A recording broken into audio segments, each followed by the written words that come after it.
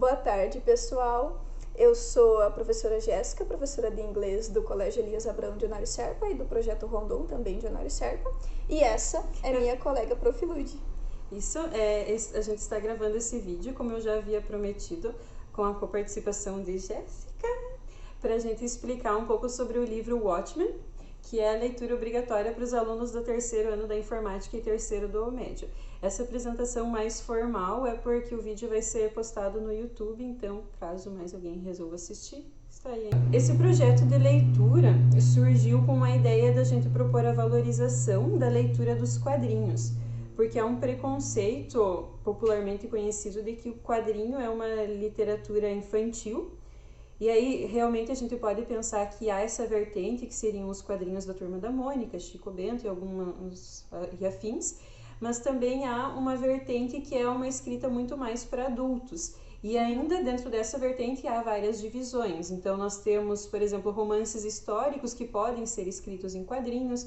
A gente tem algumas outras obras que são escritas com um pouco mais de complexidade, como, por exemplo, o Watchmen, que vão exigir que a leitura seja não apenas aquela leitura rasa, que geralmente as pessoas estão acostumadas com os quadrinhos, que é apenas ler o que está escrito e analisar a imagem como se fosse uma ilustração, mas é uma construção de significado a partir da junção entre a leitura das imagens e a leitura dos balões. Falando um pouco de Watchmen, gente, o Watchmen é esse compilado aqui, esse aqui é um volume único, ele saiu em 12 edições, escrito pelo Alan Moore, ilustrado pelo Gibson. Ele foi um quadrinho bem revolucionário na época que saiu, porque foi publicado pela DC, que é a Detective Comics, que publicava histórias de heróis convencionais, digamos assim, do Batman, por exemplo.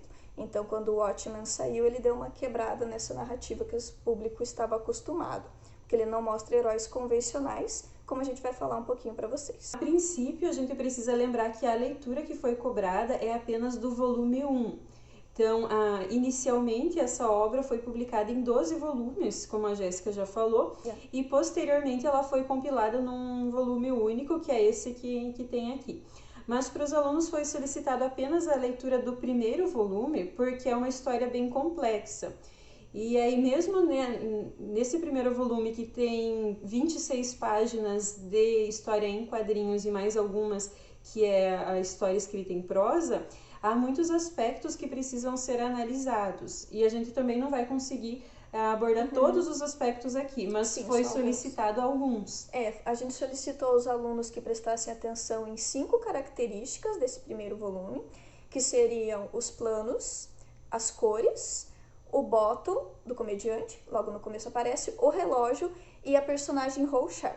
Então a gente vai falar um pouco sobre esses pontos aqui para os alunos. Iniciando com como ler os quadrinhos. Então essa primeira parte a gente vai trabalhar de 2 aspectos que são fundamentais para a compreensão da leitura dos quadrinhos. Então, não tanto no enredo, na história, também isso vai influenciar na história, mas como que eu posso garantir que eu vá realmente compreender o enredo que está se passando. Exatamente.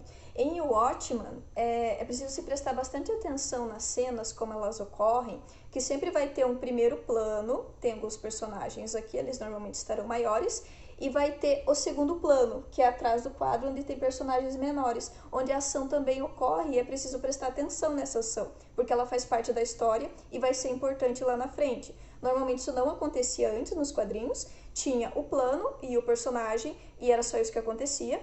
Em Watchmen, quando veio o Watchmen, ele já mostrou uma leitura um pouco diferente. Era preciso prestar atenção na história em camadas. Ela trazia camadas para que o leitor ampliasse a carga de significado de cada quadro. Então, sendo assim, a gente solicitou aos alunos que eles prestassem atenção nos planos, nas imagens de frente e nas imagens de fundo.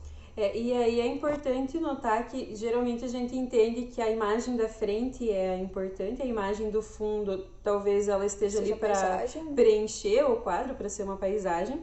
Só que no Watchmen, ele vai fazer isso e ele vai inverter. Então, em alguns momentos, as personagens principais estão no primeiro plano. Em algum momento, elas mudam para o segundo plano, mas a importância não diminui. Então, elas têm a mesma importância no primeiro quanto no segundo. Nesses momentos que as personagens mudam para o segundo plano, há algumas informações que são colocadas no primeiro plano que são importantes.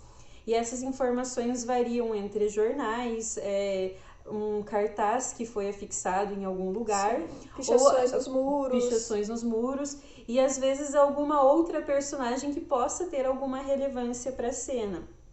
Por exemplo, essa primeira imagem, como vocês conseguem perceber, vocês já leram no quadrinho, essa personagem não vai ser uma aparentemente ser uma personagem importante nesse primeiro volume. Depois, mais pra frente, a gente vai acabar descobrindo que ela tem uma certa importância. Como que a gente poderia imaginar que a personagem não é apenas ilustrativa? Então, nós sabemos que o relógio tem uma importância muito grande, que depois a gente vai comentar. E essa personagem veio para primeiro plano e ela olha no relógio enquanto as outras pessoas estão conversando. Depois, ela está apenas segurando a placa e atrás, no prédio, tem um cartaz. E esse cartaz, para quem realmente prestou atenção nos detalhes, ele vai reaparecer num outro quadro e isso pode revelar a identidade desse homem ruivo que está segurando a placa, porque a princípio não tem como saber quem seria esse homem ruivo, o que ele estaria fazendo ali, se ele é meramente ilustrativo, mas se for analisar pela imagem que tem no fundo, aquele prédio com aquele cartaz, dá uma dica muito importante para descobrir a identidade dele. Sim, mas isso também só se dá por causa da atenção que você tem que dar ao relógio da capa, ao título da obra, que é o Watchman, lembrando que o watch é relógio de pulso, e a essa personagem, porque você tem que lembrar que o quadrinho, ele trabalha da seguinte forma: tem outras personagens, como por exemplo, o menino que lê quadrinhos na banca e o vendedor de gibi na banca, que também aparecem em vários momentos e você pode querer dar uma importância às vezes que esses tipos de personagem não têm, como acontece em outros personagens. Então, às vezes, fica um pouco confuso de você perceber, tentar reconhecer a identidade desse ou daquele, porque o quadrinho trabalha dessa forma também. E esse outro quadro aqui, que faz parte do terceiro ou quarto volume de Watchman, se não me engano, onde a gente é apresentado os contos do Cargueiro Negro, que é uma história em quadrinho dentro da história em quadrinho, que está sendo lida pelo menino na banca. Há uma conversa entre esse menino e o vendedor da banca. E o que acontece aqui é que o vendedor está, junto com a narrativa daquela história em quadrinho que o menino está lendo, ele fala a seguinte frase: aposto que tem um monte de coisa acontecendo e a gente não vê. E lá no fundo tem uma pessoa mexendo na lata de lixo.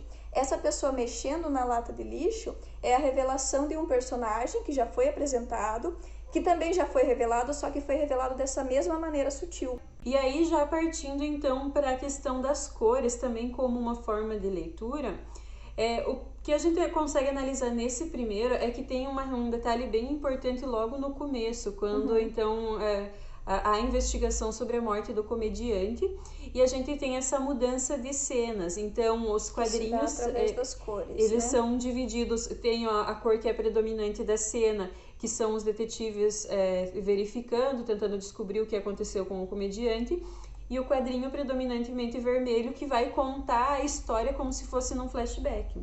Exatamente. É interessante notar a linha temporal, que o colorido seria o presente, o momento da investigação, e o vermelho seria o passado. Mas não só isso, aconteceu ali um assassinato, uma briga. Então também tem essa representação de cores, que o vermelho seria por causa do perigo que o comediante correu e acabou sendo assassinado depois. E além disso, ele não serve apenas como um flashback, mas se vocês analisarem comparativamente o que foi dito pelos investigadores, a cena não está mostrando o que eles estão falando. Então, o que eles falam é uma possibilidade. A hipótese que eles levantaram sobre esse assassinato, por o comediante ser um homem forte, então poderia ser um grupo de pessoas, mas a cena em vermelho, que representa o flashback, também está mostrando a verdade.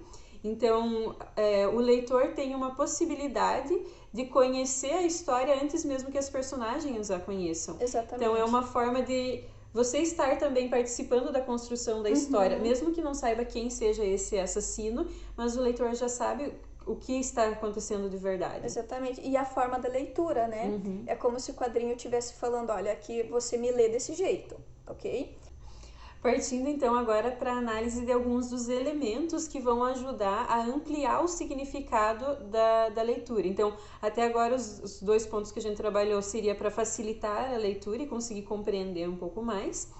E esses elementos que a gente vai apresentar agora, eles vão ampliar o nosso horizonte de significado. Além do que está escrito, além dessa história, o que mais eu consigo extrair dentro dessa obra? Então, os pontos que a gente tinha colocado era o bottom e o relógio. Então, começando pelo bottom, gente, o bottom era o bottom do comediante. Ele é um bottom de smile, sorridente, bem simples, numa linguagem bem infantil. E também é interessante esse contraste, que é um bottom com um traço bem infantil, dentro de um quadrinho que tem um desenho muito elaborado. Então, ele dá um contraste muito grande. Inclusive, ele até representa um pouco dessa infantilidade que estaria sendo quebrada. Porque se vocês observaram, o bottom, que sempre fica na roupa do comediante, quando ele é agredido, cai sangue do comediante, se não me engano, da boca dele, e pinga naquele bottom e fica exatamente na posição de um relógio, faltando 12 minutos para meia-noite, no caso. Mais pra frente a gente vai explicar por quê.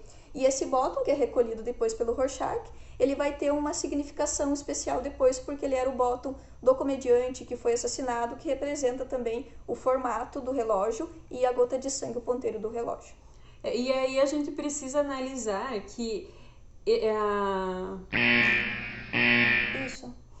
a posição do sangue no bottom vai ser reafirmada várias vezes nos volume, relógios, né, que são colocados nesse volume.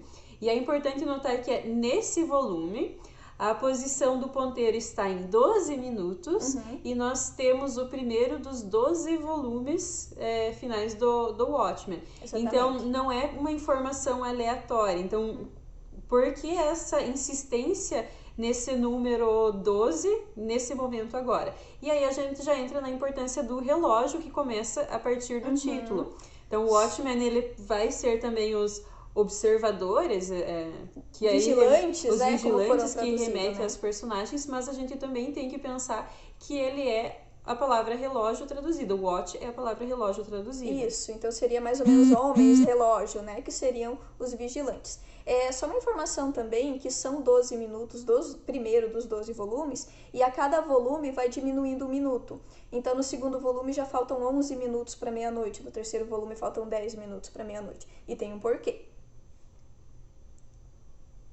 Que seria uma representação do relógio do fim do mundo. Então, esse relógio do fim do mundo foi um relógio criado por cientistas. Isso, em 1947, na época da Guerra Fria. E ele demarcaria os minutos que faltariam para o fim do mundo. Literalmente para o colapso da humanidade. Por causa de explosões nucleares. Exato. Então, a gente pensa na questão da Guerra Fria, então os países estavam numa corrida armamentista, não necessariamente uma violência. Era tipo aquela guerra anunciada que nunca aconteceu.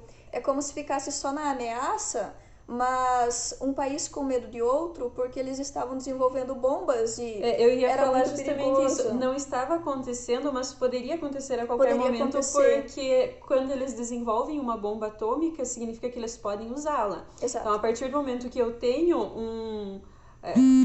um artefato que eu conseguiria explodir, conseguiria acabar com muitas pessoas, acabar com o mundo, talvez, whatever. Então, isso já começa uma contagem próxima ao fim do mundo. E aí vocês podem conferir, inclusive num site famosíssimo chamado Wikipedia.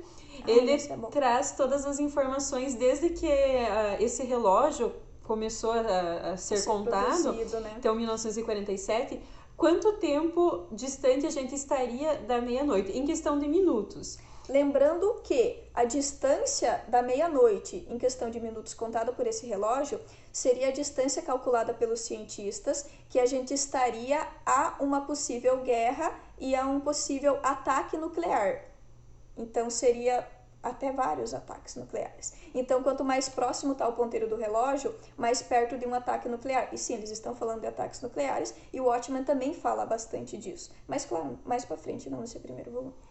E aí a gente vai trazer aqui uma informação totalmente extra, alheia ao livro, mas é importante pra gente saber, porque 2020 está marcando 1 minuto e 40 segundos para meia-noite. E mais próxima marcada até agora. Desde 1947 é o mais próximo que a gente está do final do fim do mundo.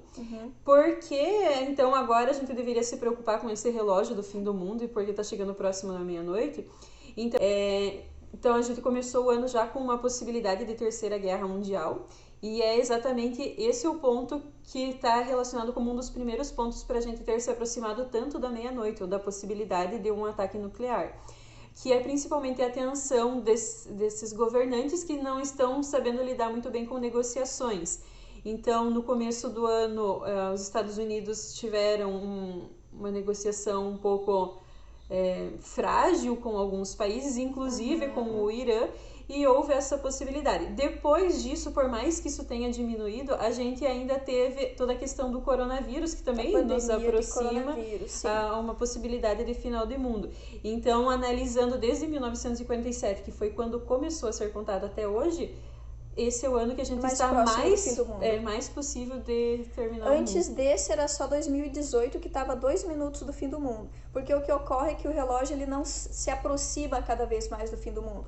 Dependendo das relações políticas, ele se afasta. Então teve um ano, ao qual não me recordo, que ele esteve a 17 minutos do fim do mundo, que foi a época mais segura que a gente esteve, né? Que foi quando Estados Unidos e Rússia assinaram um tratado de não brigar mais. De não brigar mais, isso aí.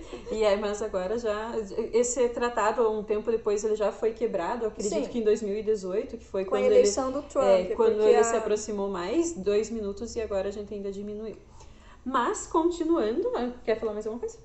Não, seria isso. Então, mas continuando, pra gente não se estender muito, aí a gente vai para uma personagem que é chave para esse primeiro volume. Vamos deixar isso bem claro. Isso. Há muita história que ainda vai acontecer nos 11 próximos volumes. E tem muito personagem para ser apresentado. Porém, vocês perceberam que ele é narrado pelo Rorschach no começo, né? Quando ele diz Diário de Rorschach, blá blá blá blá blá. Ele começa assim nos outros também, Diário de Rorschach, blá blá blá blá blá. Ele narra, o que pode fazer você pensar que talvez ele seja o personagem principal. Pero não. E aí a gente vai começar a apresentar. Por que é importante nós falarmos sobre o Rorschach e prestar atenção no Rorschach?